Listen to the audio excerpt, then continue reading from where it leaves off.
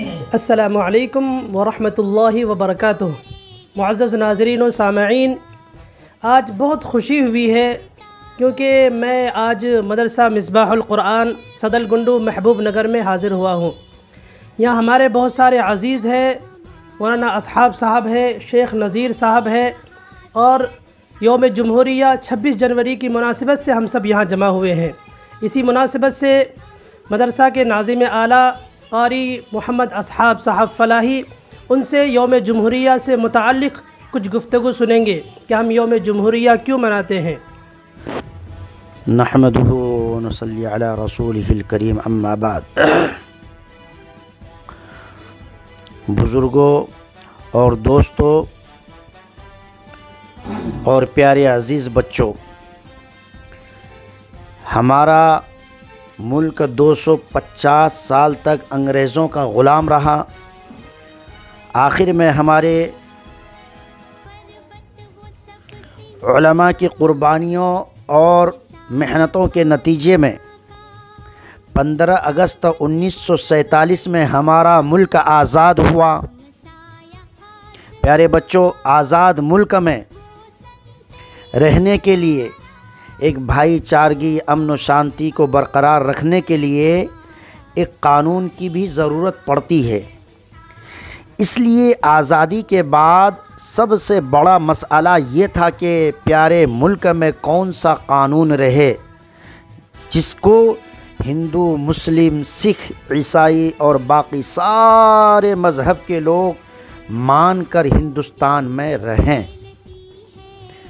محترم و معزز سامعین کرام، آزادی کے بعد ہندوستان میں ہمارے پیارے ہندو بھائیوں کی تعداد مسلمانوں کے مقابلے میں زیادہ تھیں، اور مسلمان پاکستان بھی چلے گئے تھے۔ اس لیے ہمارے ہندو بھائیوں کے لیے اس ملک کو ہندو راشٹر بنانا آسان تھا، لیکن ہمارے علماء اور دوسرے مذہب کے بڑے بڑے لوگوں نے اس ملک اور اس کے قانون کو جمہوری بنوایا۔ محترم سامعین کرام، قانون بنانے کے لیے ایک کمیٹی بنائی گئی جس کا صدر ڈاکٹر بھیم راؤ امبیڈکر کو بنایا گیا۔ ہمارا آئین اور قانون بنانے میں 2 سال 11 مہینے کر دیا گیا۔ اس لیے ہر سال 26 جنوری کو ہم ہندوستانی لوگ یوم جمہوریہ کے نام سے مناتے ہیں۔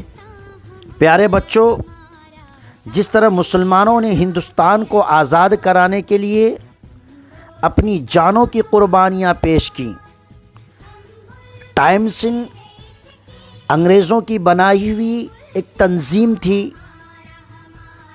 وہ کہتے ہیں، مجھے پیدا کرنے والے کی قسم، جب میں دلی میں اپنے خیمے میں گیا تو مجھے مردار کی بدبو محسوس ہوئی،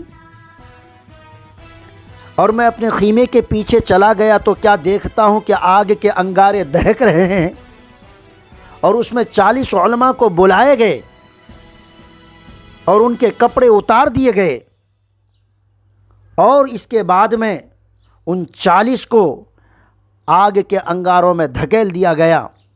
ابھی وہ جل ہی رہا ہوتا ہے، اسی اثنا میں 40 اور علماء کو بلائے گئے اور ان کے بھی کپڑے اتارے گئے، اور انگریزوں کا جو سردار تھا وہ کہتا ہے کہ اے مولویوں،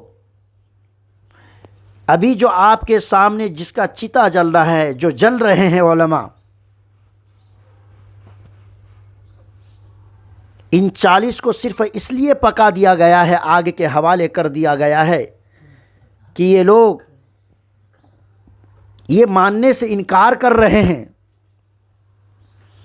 کہ سن 1947 کے جنگ آزادی میں ہم شریک نہیں تھے۔ تم میں سے بھی صرف ایک آدمی یہ کہہ دو کہ سن 1947 کے جنگ آزادی میں ہم شریک نہیں تھے اور ہم تمہیں چھوڑ دیں گے۔ ٹائمسن کی جو تنظیم ہے وہ کہتے ہیں، مجھے پیدا کرنے والے کی قسم، کوئی بھی عالم ان میں ایسا نہیں تھا، سارے کے سارے آگ میں پک گئے، لیکن انگریزوں کے سامنے کسی نے بھی گردن نہیں جھکائی۔ معزز سامعین کرام، بات طویل ہو جائے گی، بات طویل ہو جائے گی۔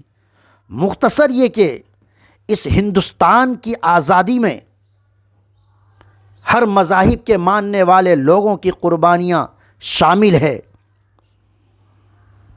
تو میرے دوستو، جس طرح مسلمانوں نے ہندوستان کو آزاد کرانے کے لیے اپنی جانوں کی قربانیاں پیش کیں، اسی طرح قانون بنانے میں ہمارے علماء اور دانش مند حضرات نے بڑھ چڑھ کر حصہ لیا۔ آج ہمیں مدارس اسلامیہ میں جھنڈا پھیلاتے ہوئے ہمیں فخر محسوس ہونا چاہیے، اور ہو بھی رہا ہے الحمدللہ۔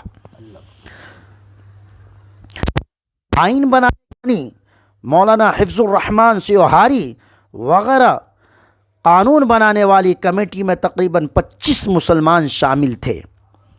معزز سامعین کرام، پوری دنیا میں ہمارا ملک سب سے بڑا جمہوری ملک ہے، اور ہمارا آئین بھی سب سے بڑا آئین ہے۔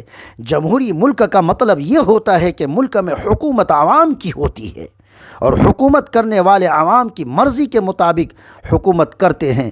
ہمارا آئین اس ملک میں رہنے والے ہر آدمی کو یہاں رہنے اور اپنے مذہب پر عمل کرنے کی پوری آزادی دیتا ہے۔